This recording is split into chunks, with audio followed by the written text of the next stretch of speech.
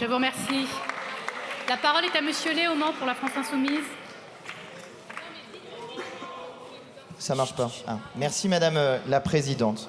Monsieur Ménager, je vous ai trouvé très agressif dans votre manière de faire la présentation sur ce prétendu texte d'abrogation de la réforme des retraites. Mais je comprends votre agressivité compte tenu du fait qu'alors que votre proposition de loi s'appelle « Restaurer un système de retraite plus juste en annulant les dernières réformes, blablabla », en réalité, à l'intérieur, quand on la lit, voici ce qui est à l'intérieur. Dans un délai de 6 mois à côté de la promulgation de la présente loi, le gouvernement remet au Parlement un rapport détaillé. Et il y a comme ça 7 ou 8 articles visant à remettre des rapports détaillés au Parlement par le gouvernement. En réalité, vous demandez au gouvernement de remettre des rapports à l'Assemblée nationale dans cette proposition de loi.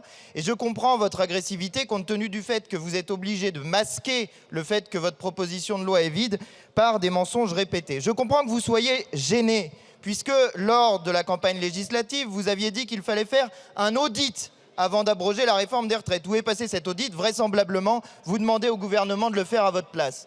Ensuite, vous êtes gêné aux entournures parce qu'à l'intérieur de votre propre coalition, M. Ciotti n'est pas favorable à votre projet prétendu de réforme des retraites.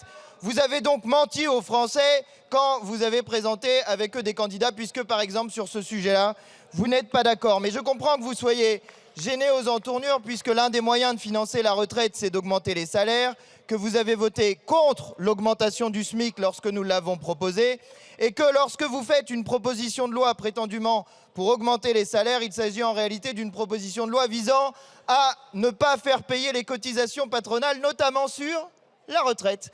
Et voilà pourquoi vous êtes obligé de mentir aux Français et de faire croire que, prétendant abroger la réforme des retraites, vous demandez en réalité une série de rapports qui vous ridiculisent, qui ridiculisent votre position. Et les Français ont compris que pour abroger la réforme des retraites, il faudra attendre le 28 novembre avec la proposition de loi déposée par la France Insoumise. Merci, Monsieur Léaumont.